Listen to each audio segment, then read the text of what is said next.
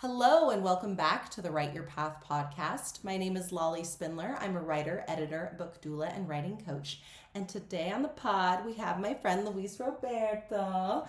He is an entrepreneur, also based in Mexico City, and he founded Terra Energy, which is a solar energy company based here in Mexico. And it also has a really cool subscription model, so we'll get into that a little bit later. But first, I just want to welcome you to the podcast. Thank you for being here. Hello, Lolly. Yeah, thank you for inviting me. Nice to be here. Yay! So first, just tell us a little bit about who you are, where you're from, where you grew up, and kind of what was your environment growing up that kind of led you to your professional path, we'll say. Okay. Interesting question. I am from the northern part of Mexico, Sonora, Ciudad Obregón, and I moved around a lot. I did middle school in another city called Celaya, Guanajuato, high school in Querétaro, and then I went for college into Monterrey. So diversity has been a big part of myself, and opening up to new people, new places, definitely been part of my path. And I think very aligned with my essence, of always exploring and always connecting with new people. And also part of my background and upbringing is definitely being raised by a single mom, hardworking single mom. My background is basically work a lot and the having objectives and climbing the mountain and effort. Effort equals prosperity. And I'm happy to say that my path has been mixed with a lot of flavors of accomplishment feelings. That's beautiful. Having real objectives. I think regardless that I have ideal path and dreams and objectives that are within reach and just walking towards it. And I think in the path of the entrepreneur, just being always in the cloud is not good. You need to act, and especially in Mexico, because in the US having more access to funding and this word that I don't think it fits in reality sometimes, which is being a unicorn company. Oh yeah. No. In Mexico, we don't have that. We have donkeys. We don't have unicorns. And so not even horses. You need to be factual, no? You need to be factual. Okay, what I want to do, what is actually achievable, how to work with the people, and I've been always like that. I'm a fixer. It's part of my mentality, and I'm always trying to have real objectives. And in my path, I think I've encountered a lot of obstacles. Those obstacles always are on the innovation front, because regardless that I'm not in the cloud, what I want to bring into my company, into the projects I get involved with, is always novelty. I love that. Okay, so novelty, usual times, means change. And change, especially in Mexico, because we're more close-minded sometimes, change is always has obstacles always from people, barriers, and resistance. So in the case of solar energy, when I started 10 years ago, people thought it will give you cancer if you have solar panels on your rooftop. Oh my God. That's crazy. And then being our model savings with no investment, we also are reluctant to believe it. It's like, no, what, is this a scam? What are you doing to me? And no, we'll do the investment. If you pay $100 to your utility bill, with Terra Energy we'll pay 50. Wow. No, but what? This scam? What's happening? I don't believe you. Too good to be true. It was too good to be true. And in in this already 11 years since I started this company. The road has not been easy, but I can tell you that the technology right now is fully adopted. Wow. So the resistance comes from other situations, no? For example, now for the first time, it may be about what are the competitors doing. At the beginning, we had no competitors. Yeah. So it was more about convincing people, no? Yeah. And like, now, I swear this doesn't give me cancer. yeah. So that's the good thing about conscious capitalism, I will call it. The system can work if different sources of bringing products to the client compete among themselves, so the client or society has the best opportunities. No? In my case, sustainability, savings in your cost for electricity, and other sustainable infrastructure. No? Adapting sustainable infrastructure in urban hubs. No? So it's not about being the largest. It's not about how can I be a unicorn. It's about, with the dynamics of the sector and also regulation, which is really important, how do you bring this novelty to the client? And novelty, how can you be appealing? No? And for us, being appealing is giving the best service, bringing the highest savings, and having the most friendly contract, so you can easily adapt into the product. No? How do you manage that? It's not rocket science. You manage that through adequate cost of capital and a good system, so you can scale faster. No? That's amazing. So that's been a bit of the path of this company. My background, I am an economic geek, and I worked in Wall Street for 10 years. So it was always my passion to try to get involved into projects that had more impact. In this case, I will say in Mexico, sustainability, renewable energy were uniquely positioned for it to thrive, regardless that we've been doing step backs in the recent years, unfortunately, because we have all the conditions. We have the best conditions for solar to thrive.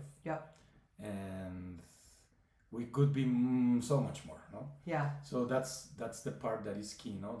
The regulation, laws, government, they need to facilitate instead of try to hijack, no?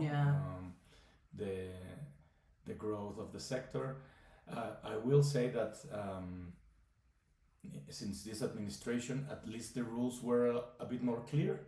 And with clearer rules, instead of just even questioning the rule of law, with clearer rules, immediately we start seeing investors coming in. Oh, amazing. Especially foreign investors. Oh, wow.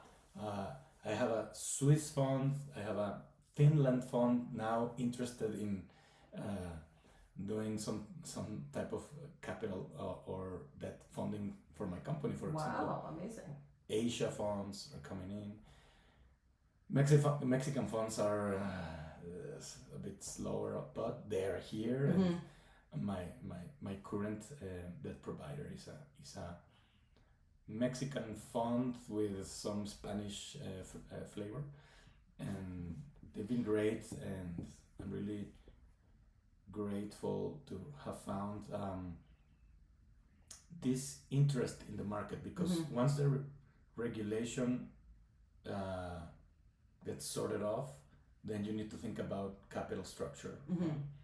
And with the adequate funding, you can provide a better product to the client. And now we reach the, let's say, third layer, which is how to better operate. And in that, I've been learning a lot from experience in the past couple of years, because that has to do mostly with leadership. And leadership is a whole different ballgame that, to be honest, I am learning and adapting, but I think it's been a great part of my growth as an entrepreneur. My company has 150 collaborators. We have field operations, we have administration, we have 3 warehouses in Mexico. Wow. And you need to be present. Presence, it's very important for leadership. And in this third layer, which is operations, you can thrive if you are avoidant. Curiously enough, it's kind of like personal life also applies to leadership. Right? No? You need to be very present, and you cannot hide from the problems or the situations by not thinking about it, or like putting it in a box and like no. You need to confront, you need to be present, and you need to infuse your collaborators with not only the extrinsic, which is salary, but also the intrinsic motivations for them to be connected and be also present and want to grow and grow both personally and economically and thrive within the company. And you can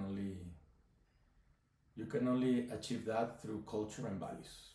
Culture and values is really important. You cannot go anywhere as a company, as a family, as a person, as a society, if you don't have shared values. And for Terra Energy, our values and culture flags have been very important to maintain the ship when the waters are really like heavy and the storm comes. And for us it's a lot about accountability. For us it's a lot about it's okay to make mistakes in this company. The right attitude is we'll fix it, and what did I learn? For us it's a lot about being in tune with the other areas, because it's really easy in a company to start operating like silos. Sales with client service, with operations, with whatever, like finance, and they start, even leadership start like fighting amongst each other, and it's so I will say, as a leader, it's been really important for me to promote harmony. Oh, that's lovely. And harmony comes from getting involved, saying the North is here, and for us to reach it, we need to work together. It cannot be, and also alignment. I love that word, alignment. Also in my personal life and my company, because it's not like if sales, can, for example, sign 100 contracts with homeowners in a month. That is just the first wagon. But it's not gonna be okay if the way they make the sale is toxic. For example, telling the client things that are not true, and like putting pressure, or and because then operations is gonna have leaks everywhere, because the client is gonna be confused, and they're not gonna understand. So we need to have unity, also a great word. With unity, with synchronicity, we can dance. And companies thriving, it's a dance within ourselves and the team, within the client. And I think probably my largest objective right now is for our clients to value us. Because our product was too good to be true, then they even forget about the savings they're having. And they don't value the product as much. And that's why they may be willing to change or buy solar panels from another company and say, hey, with us, you don't have to buy anything. We take care of everything. We change the solar panels. We can give you alternative products such as storage in your home or chargers for your electric vehicle, your EV. So you can be with a one-stop shop and look, these are the savings that you've had. Hundreds of thousands of pesos since you were with us in 2019. They're like, oh really? Wow, I didn't know that. So we need to be better in communication. Also a reflection on my personal life. We need to be better at valuing ourselves and communicating, and not being this energy of convincing, but energy of being. We are attracting. We are the largest solar company in Mexico. We are the company that most operate electric centrals in the country. Wow. We have a lot of experience, no? You are with the good guys. Yes. No? Yeah. That also has to do a lot with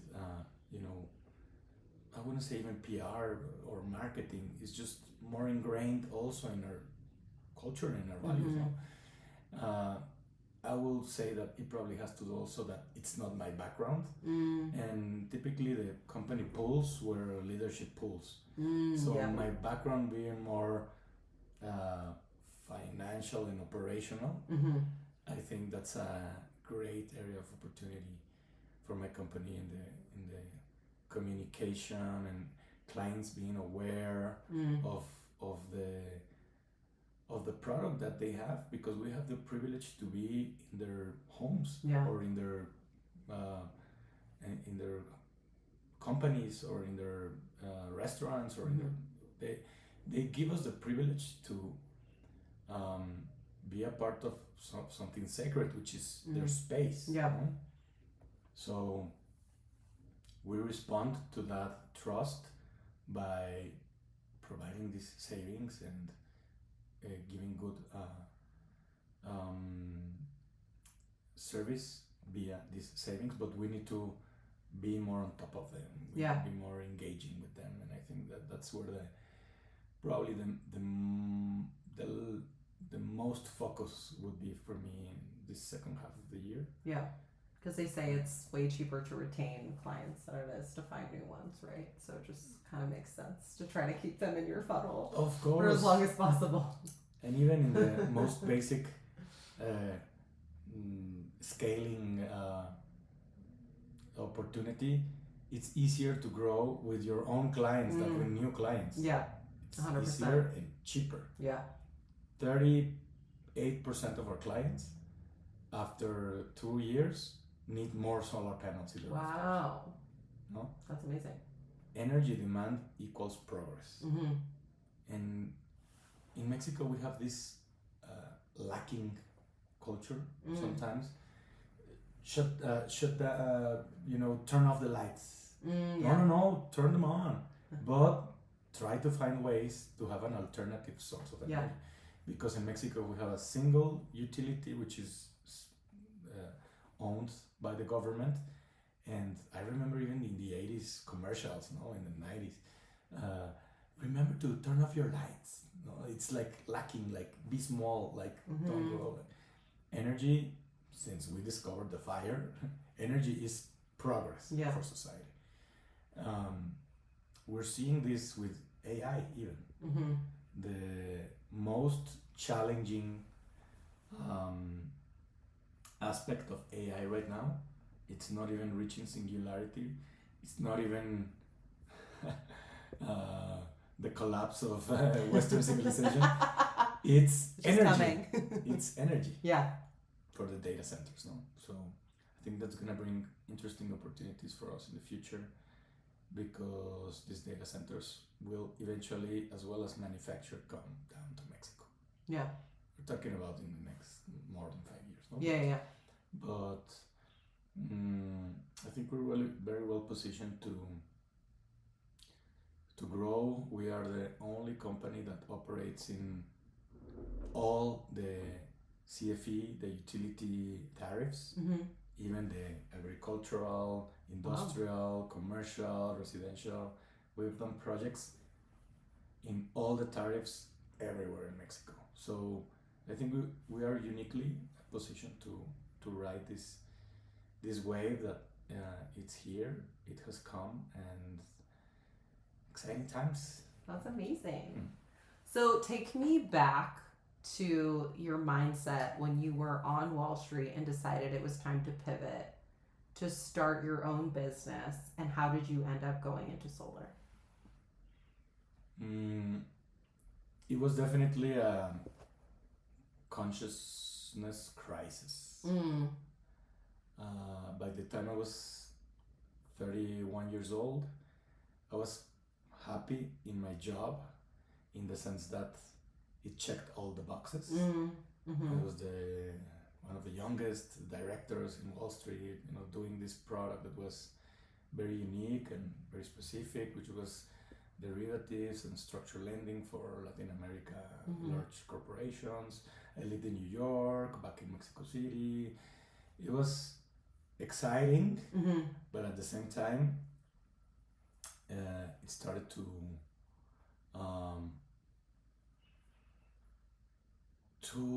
be a mirror of all the things that I hadn't worked to integrate my past, so in my trauma. So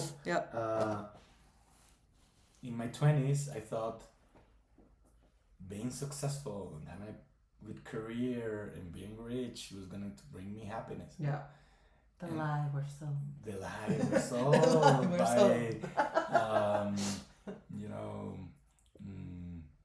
propaganda of pop culture. No? Yeah. And probably our parents as well.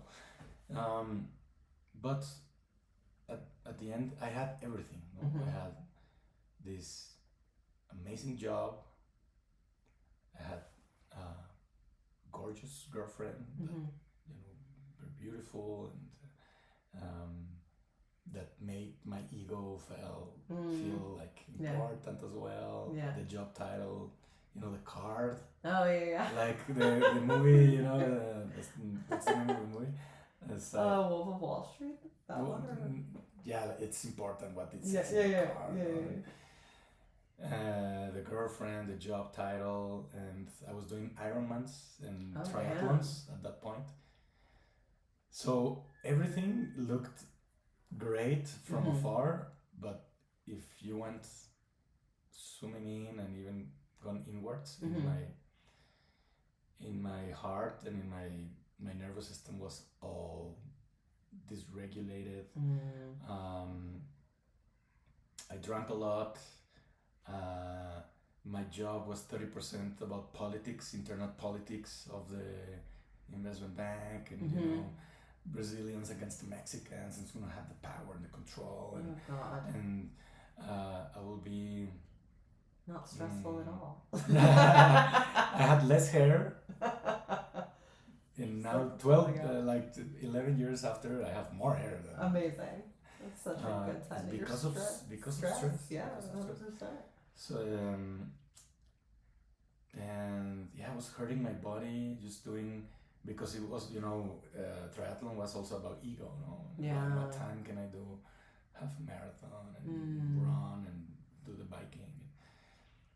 So at some point I just had a collapse, and I had a panic attack in my living room alone, grasping for air. Wow. And I was like, whoa, I need to make changes. This is not okay. So being impetuous and always like looking for opportunities, and sometimes you need to be loud about the things that you want. In this case, I'm fortunate enough that have friends that are really creative, that have been on the cloud and made good match with me, that I'm more okay, let's land this into reality, ground it into reality. And I was able to participate in projects. Some projects went good, some others didn't. I invested in a fintech company that was doing lending for young individuals with no credit history, through validation through social media. Oh, it was a great thesis, investment thesis. That went well. Last year I received my exit after 12 years, I think. Oh, wow. Or 11 years, and that went okay. I participated in another project, a mining project. Mining, it's big in Mexico as well as energy, probably the second largest company in Mexico is Grupo México, which is a mining company. And it's too dispersed, too diversified. So what we wanted to do was bring the concessions into a hub and try to exploit them via physical exploitation of the mineral, or just certifying that the reserves were there and getting funding and trying to support the small scale mining concessions in Mexico. Unfortunately, that project never fully took off. Also because my partner died. Oh shit! That was that'll do it. That was Fuck. That was it was tough for me to handle that. The project's still there, it's just dormant, and I will probably take it back someday. And well, the project that actually took most of my time and my money and my focus and my passion was Terra, and hopefully this project did take off. The first contract, my mom sold it, and in Celaya to my neighbor, and we first took funding for the first 17 houses, and then the 100, and then from there, in 2016 we just started flying, and lots of learnings. Obviously I had to stop doing triathlons that were hurting me. By the way, after 11 years I will do a marathon in 1 month. Oh my god. Oh, that's right. Reykjavík, right? In Reykjavík, in Iceland. I'm gonna just go to Europe and have this adventure of just driving around Iceland in a van and doing hikings and sightseeings and glacier and all of this, hot springs, and then I will go back to Reykjavík and run for the first time in 11 years, because my body was still hurts. For me, running, it's like running with a 10-kilogram bag, because I get a lot of issues with my tendones. Tendons and ligaments. And it's really hard for me to run, and I'm doing this for me, and I'm training hard, and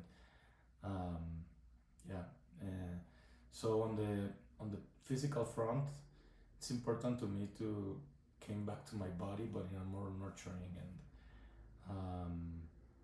conscious way. And obviously with that girlfriend, things didn't work out, and I had to renew my life in order to start in parallel this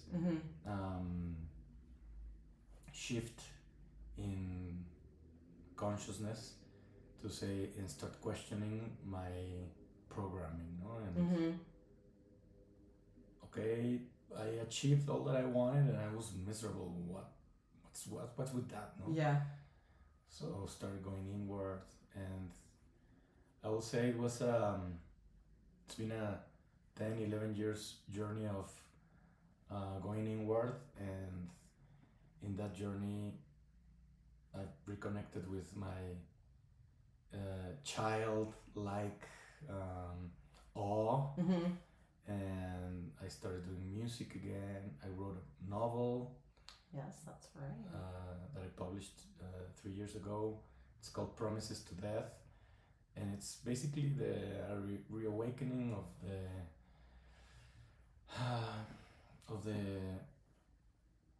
male perspective on how we suffer and what can we do to transform pain, both in love, career, and obviously it's a bit autobiographical. Yeah.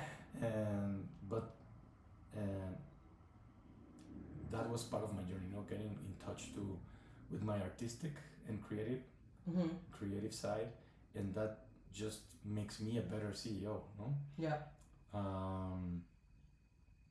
Because harmonizing both the creative and the executioner, it's been just good for my psyche overall, no?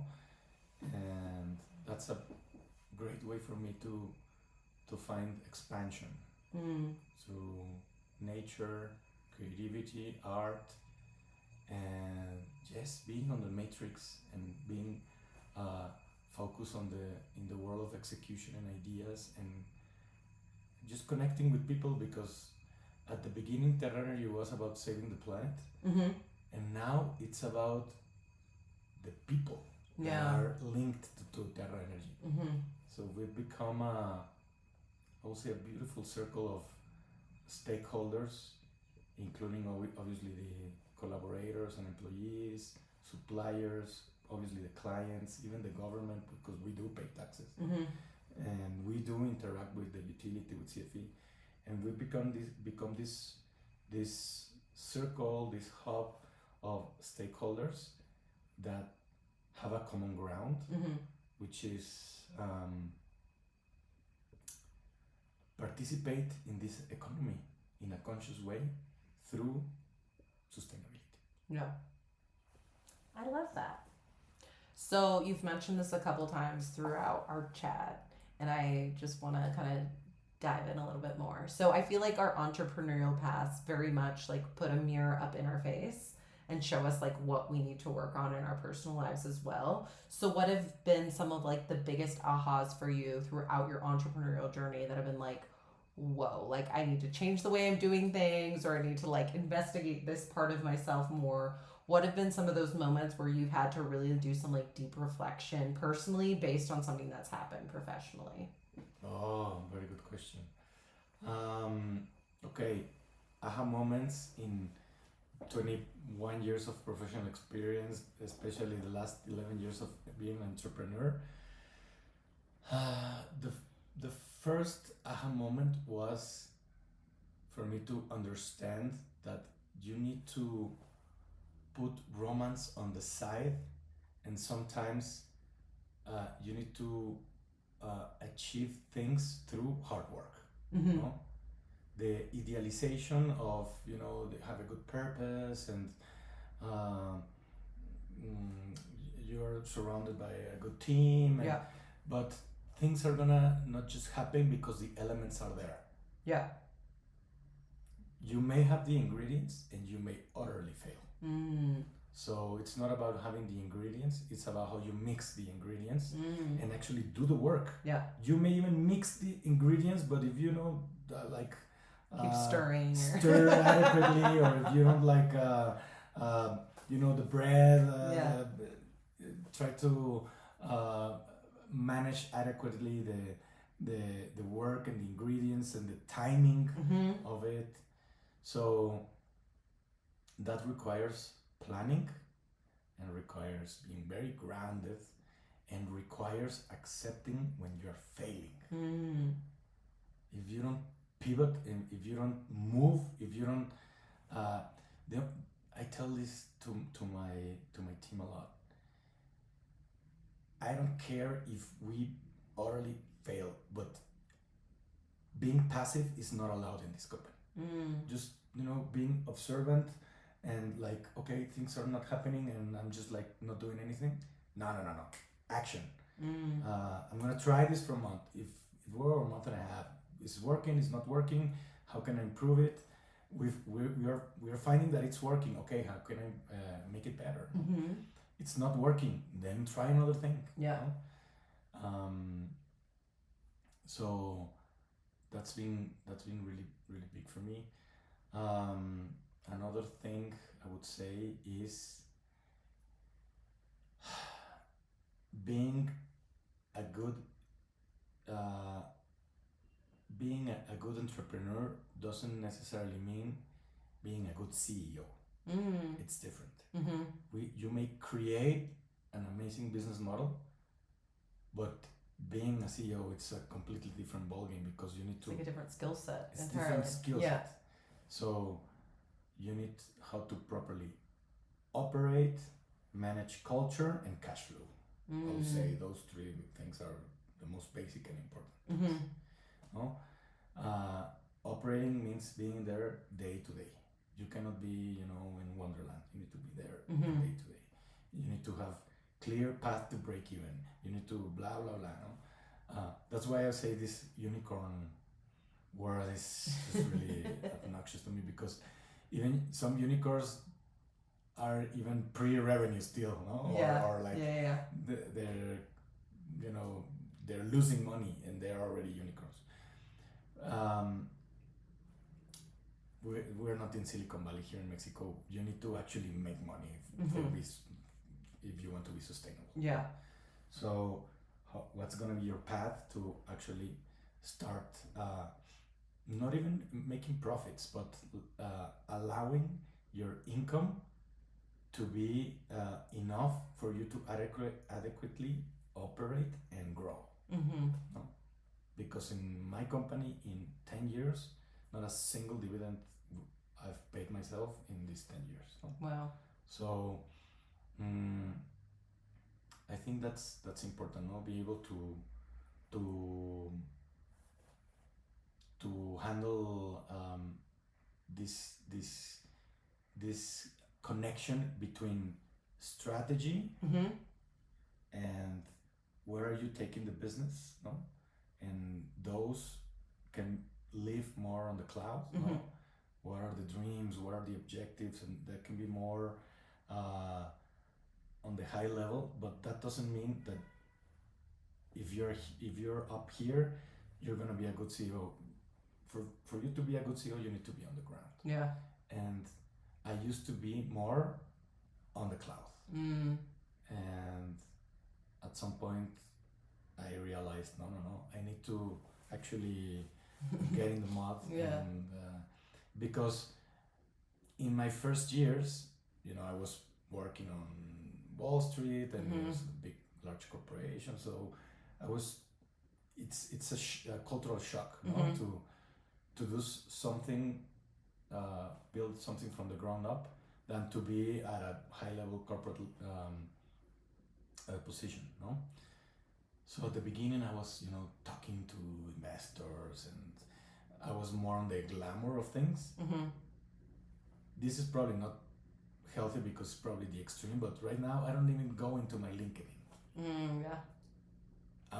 I prefer to be there with my team, no? Yeah. And I'm not like posting about the achievements of the company. That's probably even the dark side of being a very on the ground CEO, because these PR things and being in events and allow yourself to be seen can help the company, but at some point I started there and I'm like, no, I need to be in the mud, not in the cloud. No, so that's been a good aha moment for me as well.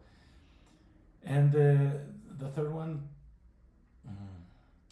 I already kind of talked about it when I realized the company was not about the dream or the purpose, but more about the people. As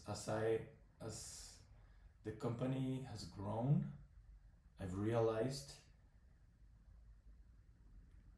that it's just a portal for me to get involved with other humans and try to be a vehicle for them for their own growth professionally and personally. Oh, I love that. The dream started being, let's save the planet, and from the macro it has shifted over the micro. So for me it's really important to know everybody's name, and for me it's really important to talk with the actual installers, with my field crews, and hey, what's up, and like, what are you like? We hate working in daytime in Monterrey. It's 40 degrees. Okay, you want to do night shifts? Okay, right, let's accommodate. Let's be present. Let's be human. That doesn't mean I'm gonna be allowing passiveness or laziness. The culture and the values.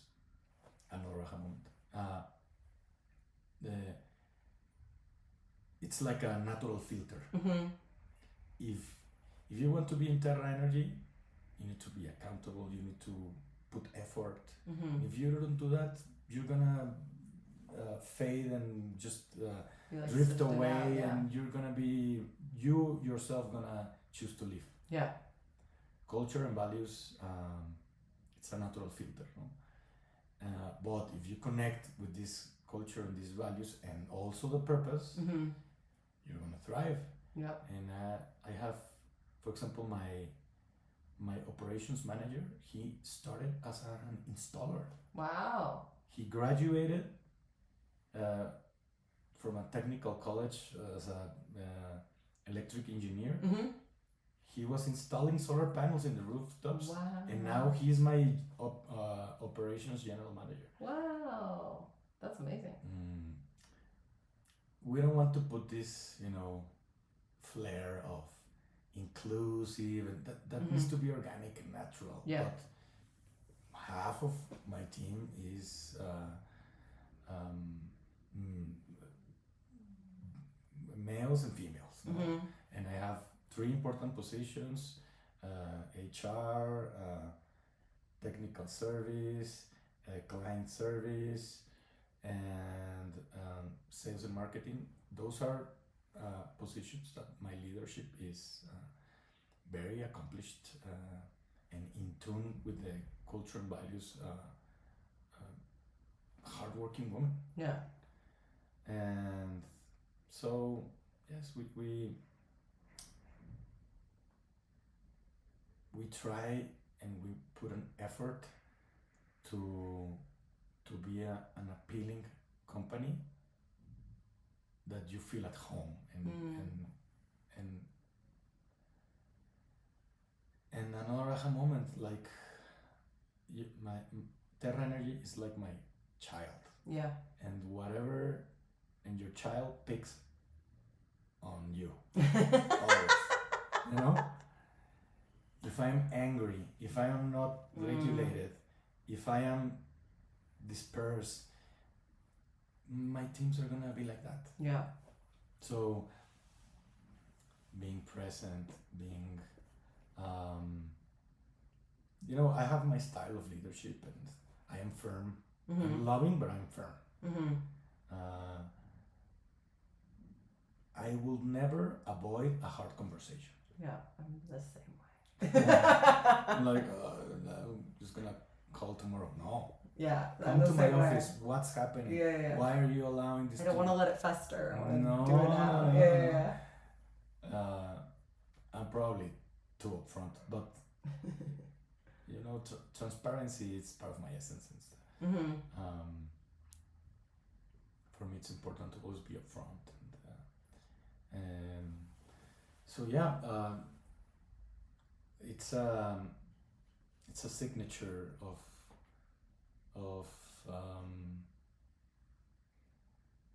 who you are, the stuff that you get involved with. Mm-hmm. And that's what I tell my team.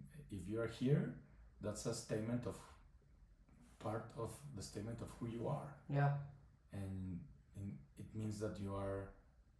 I don't want anybody working here that works for a paycheck. Yeah. Go and work to another company, mm-hmm. Coca-Cola, or you have more perks there. But if you want to be a part of something that it's connected to your values, the intrinsic motivations, and also you want to be a part of this wave, of sexy wave that it's here, mm-hmm. which is renewable energy. Stay here, and meritocracy. You're gonna grow as depending on how much input, energy, and effort you put into your work and how you handle yourself. Yeah. So, for me, always understanding drives and motivations of people. It's mm-hmm. been really interesting. Yeah. Even my own, but also from the people that I connect with. So for me, it's also be kind of like an anthropological experiment to be a part of Terra Energy, because by understanding other humans, I also think I can understand myself more. Oh, I love that.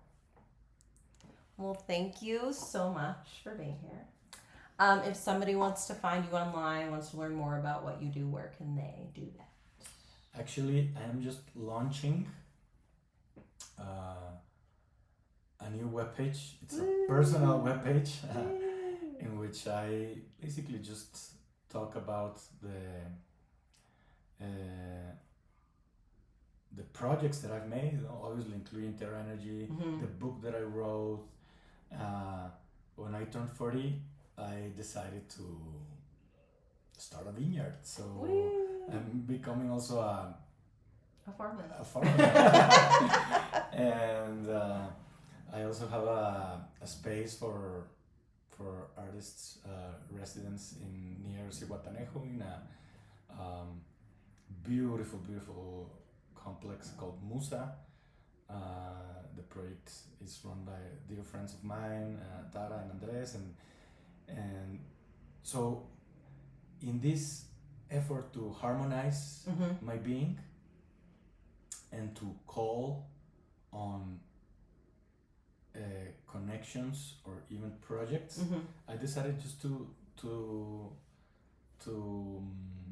do a web page of the stuff that I'm involved with, mm-hmm. and whatever intersections I can find between business, renewable energy, language and poetry and art mm-hmm. and music and all the in-betweens, calling in connections and projects, mm-hmm. because I just turned 43 years old.